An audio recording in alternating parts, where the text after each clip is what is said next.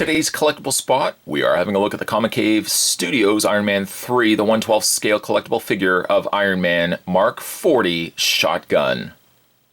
From the new line of die-cast collectible pieces from the folks over at Comic Cave Studio comes the 1/12 scale collectible figure of Shotgun. Shotgun's quickly become a fan favorite, it seems, of the Mark suits. Featured only brief time in Iron Man 3, and yet a lot of people seem to be jumping on board the shotgun model. And Comic Cave Studios is releasing now a 1/12 scale collectible figure of this Mark.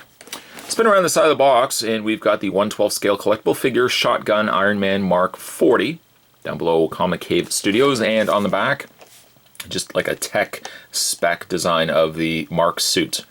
One interesting thing as well with the box is that you can open it up, and inside is Mark 40. Inside on the other side, you have the display stand, the shotgun model, the multiple hands, the multiple accessories, and more. And then on the bottom, you can go to www.comiccavestudios.com. You can also go to info@comiccavestudios.com. That being said, Spot's going to take a break. I'm going to get this opened up. When we come back, we're going to get a better look at the Comic Cave Studios 1/12 scale collectible figure of Shotgun Iron Man Mark 40. There's more anyway, guys. Don't go anywhere. Stay tuned. Okay, so there's really a lot to touch base on when it comes to the shotgun. First things first, let's have a look at the display stand that comes with the piece. On the front, Marvel Iron Man Mark 40 shotgun. Small display stand. On the underside, you got Iron Man 3 Avengers, Comic Cave Studios. The display stand has two adjustable backs to it, one of which Spot's already taken the liberty of installing. It's this clear tube, and then you've got the pinchers on the front to hold the figure. There is also a secondary, let's pull this out right here. There's a secondary support clip that, when you get it out of packaging, is a loose piece. It tabs right underneath there. You see that little square notch? That pegs right into place like so. And you can have shotgun displayed on the display stand like that. That little back clip doesn't serve a lot of purpose as it stands now, but it will serve purpose depending on how you display the shotgun. One of the other things that you can do with the display stand, we'll just put him to the side, is that you can take this piece off. We'll take the bottom support clip off, slide this, we'll just close these off, slide this right off. Takes a little bit of adjusting. Pull that off like that. Take the clear tube, pull that off also, like that. And it also comes with an adjustable neck. The adjustable neck seems to adjust better than other adjustable necks I've seen for 6 scale figures. Seems to have a little more flexibility to it. It can easily peg into the bottom like so, and you'll want to take the end and unscrew it. Take the same clip, slide it over top, and replace. There we go. Oops. Try not to pop the piece off. Just pop that in place. There we go. And the clip again can serve as a clip to hold the shotgun. Open the clips up for the waist, peg it into place, or clip it so much, I would say, into place. And then you can, depending on your preference, you can display the shotgun in flight mode. You can display him in a little more dynamic of a pose. You can bend his legs, bend his arms, and you've got a really cool way to adjust and display the piece like that. Take the stand, we'll just put it to the side. Other accessories that come included with the shotgun is you get an instruction guide showing you how to, it shows you the articulation points on shotgun, shows you how to also change the batteries. I'll show you guys that in a second. And you also get yourself a super alloy cloth just to keep him clean, keep him pristine. Down at the bottom, www.superalloyfigure.com. So we'll put that to the side. Now having a look at Shotgun. I can really see how people would dig this model. It's a departure really from the other Mark suits that we've seen before. Very more industrial, if that makes any bit of a sense. The coloring on it I feel is it's not quite, well, we got the silver. That's pretty easy to spot. We've got the black. But this other color that they use, I feel like there's a little bit of green in there, and you probably think, green, why is there green in there? But it's almost like a green-based, I almost want to say like a green-based gunmetal gray, if that makes any sense. It's not quite gunmetal gray. It's got just a little bit of tint to it. It's almost like a shadow kind of, if you imagine what the color of a shadow would be, that would be the color of what Shotgun is here. It's a nice looking design. He's very blocky. He's very chunky as well.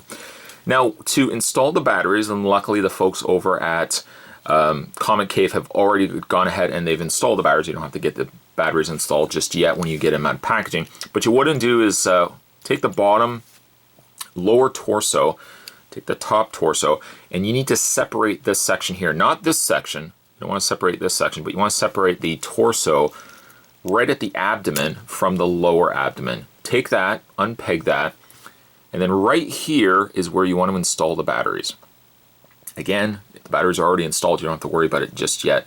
This piece here, the lower legs, is by far a lot heavier than the top torso. That 75% of the die cast, I'm thinking resides more so in the lower torso. There's areas, of course, the arms, a little bit in the arms of die cast, but mostly it resides in the lower leg area.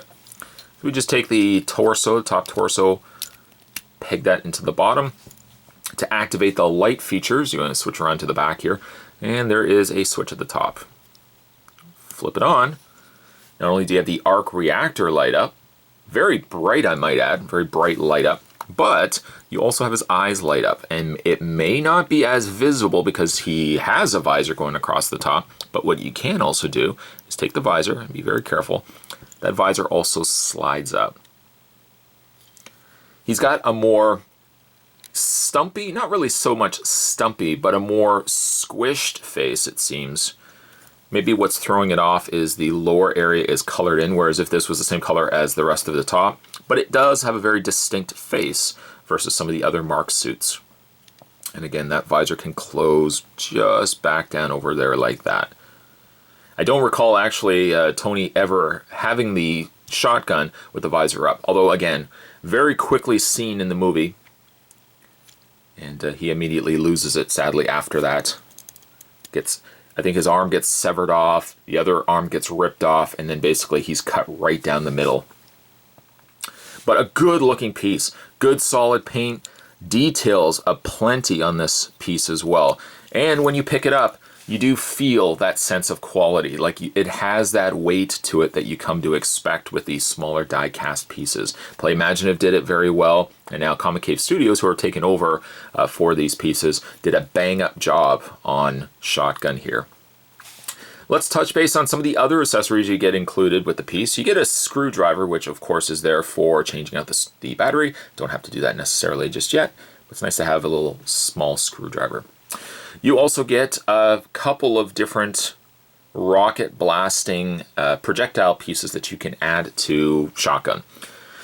Two smaller ones are for accommodating his hands, if you want to include the hands. I'll show you guys that in a second. But you get two of those, which appear to be the same piece.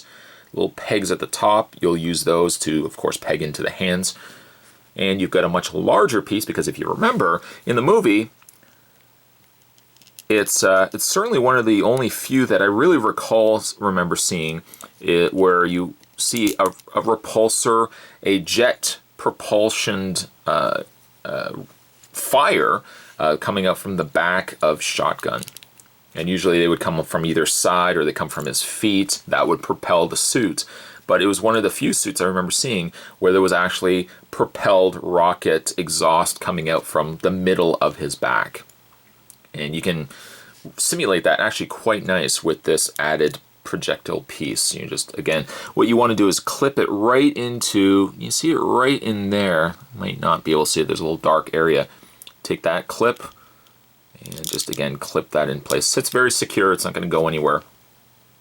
If I'm likely to be displaying this guy, I'm probably going to be displaying him more so in flight mode, I think, than anything else. Probably will be likely to include this as part of the attachment. But as I was saying, you can take this off. He comes with a slew of different hands. He actually comes with, well, let's go through these together. We got a couple of open palms. He's got a pair of closed fists. And actually, to that degree, he's got a partially open hand, but he's got more closed or open palms than really anything else. Some are just for the repulsor blasts, while others are the same sort of hand, but there's that slot to accommodate the additional rocket propulsion. And to do that, all you have to do is grab the hand here, wiggle it off, just like that, and pop it off the ball joint. Take the supplied hand, make sure you have the right hand on the right side, peg that just into place. Oops. This section is just tabbed, as you can see. That clips very easily back into place. There we go. There's just this, see right there, there's just actually a little clip peg point that the shoulders connect to. And you can take the little fire reactor blast, just peg that into his hand. Like that. Make sure you got, of course, the right way going. There we go. And you've got something that looks like that. Very cool. Of course, you can mirror that and have it on the other side as well. You can also have him propelling himself by that. Couple that also with the one that's on his back. And you got a really neat way to display the piece.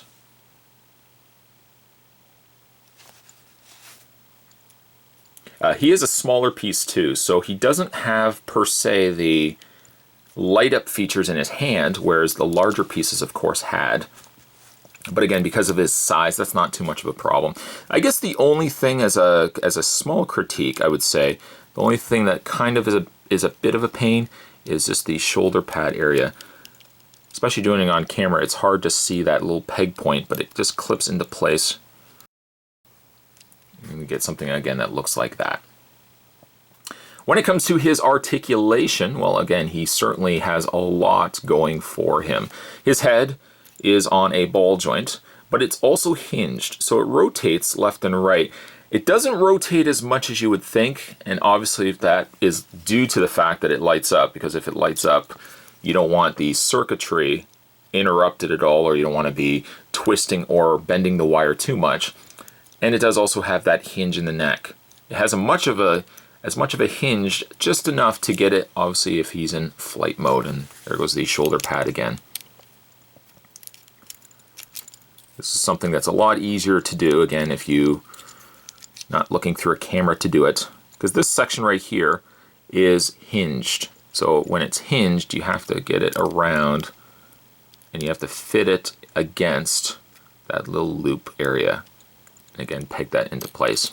It's not the easiest, and again, that area does seem to want to come off a little bit too much.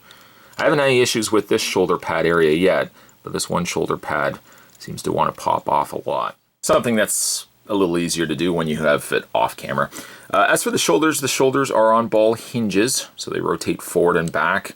He has a swivel point in the bicep area. He has what appears to be a double bend in the elbow section. Also has, as we've already discussed, a ball joint in the wrists, upper ball joint section here, and then of course he has a secondary ball joint right at the base, and it swivels back and forth. These little side skirt areas seem to also be on the same sort of tabs as the shoulders, so when you rotate the waist section, these little areas move out of the way, and I do like that a lot. His legs are interesting in the sense that they do move forward and back fairly free on their own, but what you can also do too is pull the leg out slightly, and it gives you a lot more clearance, again, forward and back and out. Ideal possibly, again, if you want to have him in flight mode. It's a good way to go. As for his knees are on a double hinge joint as well, and also he's got the same hinge joint in his foot. Looks like there's also a slight pivot point in the toe area there too. I like this piece. I guess the only, again, critique I could possibly make is what you've just seen. Again, that shoulder wants to keep popping off. And there's basically the loop, the little loop right here. I'll bring this forward so you guys can see. The little loop, and there's that little peg. You have to get the peg behind the loop and just apply a little bit of pressure to get it on. This one shoulder, again, I haven't had any problems with. This one shoulder seems to want to pop off a little bit too much. Just get that all into place. And again, we'll just hit the switch to light it up. A good solid piece, a great, fantastic piece from the folks over at Comic Cave Studio.